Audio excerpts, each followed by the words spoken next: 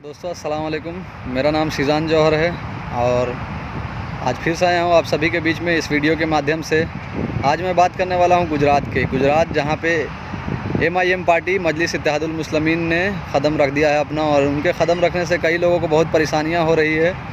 तो आइए जानते हैं उनके वहाँ जाने से किसका फ़ायदा और किसका नुकसान होगा और किसका कितना नुकसान होने वाला है, और AIM को कितना फ़ायदा होगा वहाँ पे चुनाव लड़ने से।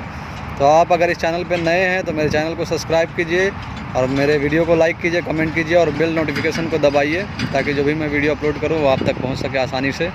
चलिए आइए बात करते हैं अब MIM का किस पार्टी के साथ गठबंधन हुआ है गुजरात में, और उस पार्टी के बारे में कुछ जानते हैं। जी हाँ, तो बात करते हैं BTP पार्टी नाम की एक है जो भारतीय ट्राइबल पार्टी है, जिनके प्रेसिडेंट हैं छोटू भाई वसावा। उस पार्टी के फाउंडर भी छोटू भाई वसावा ही हैं और उस पार्टी को रन करते हैं। 2017 में इस पार्टी को उन्होंने बनाया था। छोटू भाई वसावा जो हैं इससे पहले नीतीश कुमार की पार्टी में थे, JDU में थे, और गुजरात से कई बार MLA भी रहे हैं। 1990 से 2017 तक वो JDU में थे।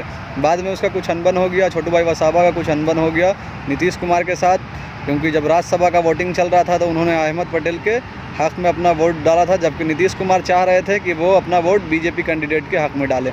इसी वजह से अनबन हुआ और उन्होंने पार्टी को छोड़ दिया और अपनी पार्टी बनाई। जस्ट इलेक्शन से 1 महीना पहले 2017 का गुजरात इलेक्शन था, जब उन्होंने अपनी पार्टी को बनाने का फ़ैसला किया और नवंबर में उन्होंने अपनी पार्टी को बनाई, और फिर वहाँ दिसंबर में चुनाव हुआ और उन्होंने अपने पार्टी की तरफ से चुनाव लड़ा, अपनी पार्टी सिंबल पे चुनाव लड़ा। उनके पार्टी का सिंबल ऑटो है और गुजरात में उन्होंने चुनाव लड़ा, वो थे, और उनके बेटे थे जो कि जीत हासिल करने में कामयाब रहे, जीत हासिल की वहाँ गुजरात से। और छोटू भाई वसावा की अगर बात करें तो उनको काफ़ी अच्छे तादाद में वोट मिला था वहाँ। उनको 1,13,000 के आसपास वोट मिला, और उनके बेटे जो हैं, उनके बेटे को कम से कम 84,000 के आसपास, जो कि महेश भाई वसावा उनके लड़के हैं, उनके बेटे हैं, उनको 84,000 के आसपास वोट मिला। तो जी हाँ, जो छोटू भाई वसावा है उनको गुजरात में काफ़ी फेमस है, वो एक ट्राइबल लीडर के रूप में काफ़ी जाने जाते हैं, एक फेमस पर्सनालिटी हैं। तो उनको और MIM को साथ लड़ने से काफ़ी फ़ायदा हो सकता है दोनों पार्टियों को। अगर बात करें BTP को, तो BTP को भी काफ़ी फ़ायदा होगा, क्योंकि वहाँ गुजरात के अंदर जो कि कई ऐसी सीट है जहाँ पे 34-35 ऐसी सीट है जहाँ पे 15% के आसपास मुसलमान हैं। तो ये काफ़ी इम्पॉर्टेंट बात है उनके लिए, उनकी पार्टी के लिए। अगर वो ऐसा एक कैंडिडेट डाले जो उनके कास्ट का भी वोट हासिल करे और मुसलमानों का भी वोट हासिल करे, तो BTP पार्टी के लिए बहुत फ़ायदा होगा। और MIM भी कई जगह पे ऐसा अपने कैंडिडेट उतार सकती है जो अगर मिला करके वोट मिले तो इन दोनों को फ़ायदा होगा। और ख़ास करके आप देखिए गुजरात के अंदर जो कि OBC है, 40% OBC पॉपुलेशन है, और आदिवासी है 15% के आसपास, 7.5% के आसपास दलित है, और मुस्लिम वहाँ पर 9.5% है। 10% के आसपास मुसलमान है गुजरात के अंदर, पर मुसलमान का कोई वहाँ पर एक जो रिप्रेजेंटेशन बोलते हैं जिसको, वो रिप्रेजेंटेशन नहीं है गुजरात। जी हाँ, मुसलमानों का गुजरात के अंदर काफ़ी लो रिप्रेजेंटेशन है। अगर बात करें मुस्लिम MLAs की, तो ओनली नाउ अभी मौजूदा हालात में अगर देखा जाए तो सिर्फ 3 मुस्लिम MLA हैं जो कि कांग्रेस की तरफ से हैं, और 3 मुस्लिम MLA इस बार चुन करके आया था 2017 के असेंबली इलेक्शन में गुजरात के, ओनली 3 मुस्लिम MLA। और आप बात करेंगे इतना कम रिप्रेजेंटेशन क्यों है, इतना कम मुस्लिम MLA क्यों चुन करके आते हैं। 10% मुस्लिम आबादी है, कम से कम इस हिसाब से तो 16-18 मुस्लिम होना चाहिए, और नहीं भी तो कम से कम 10 तो होना ही चाहिए, जैसा कि हर स्टेट में है। कम ही चुन करके आते हैं, मुस्लिम को उतना सीट नहीं देती है पार्टी।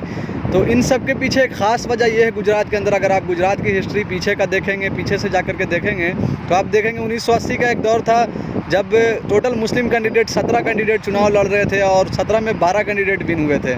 और आप इसी तरह से देखेंगे 85 में भी तो मेरे ख्याल से 8 के आसपास मुस्लिम कैंडिडेट विन हुए थे, 11 को टिकट मिला था।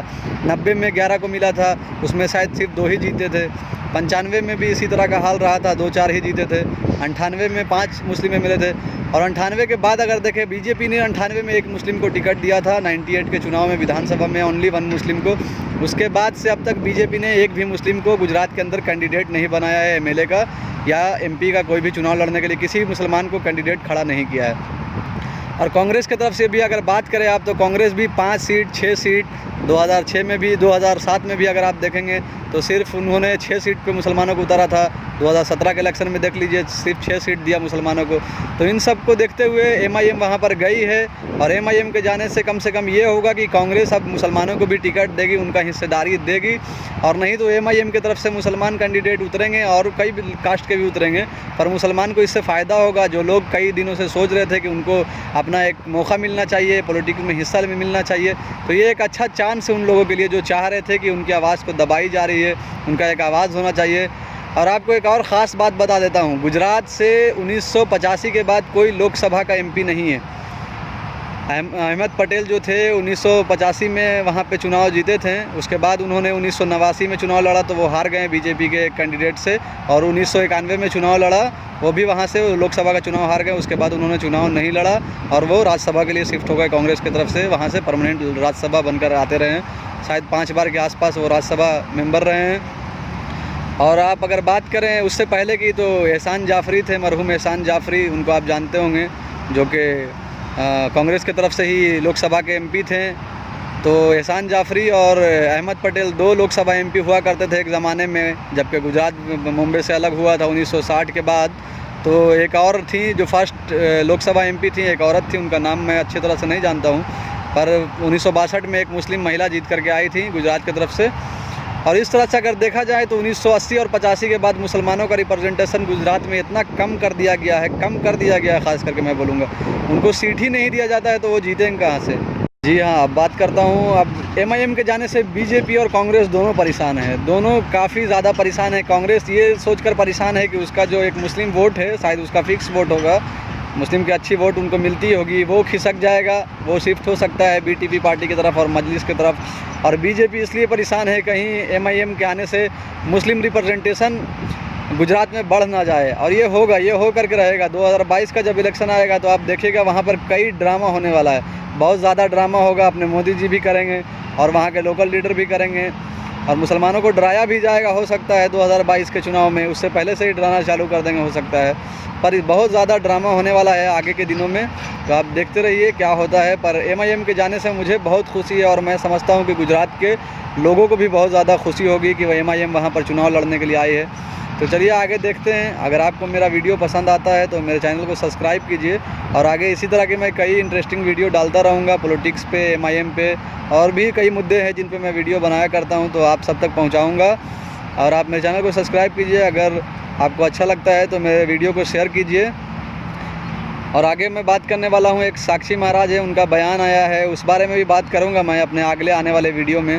तो तब तक के लिए आप सभी से अलविदा लेता हूँ। अल्लाह हाफिज़।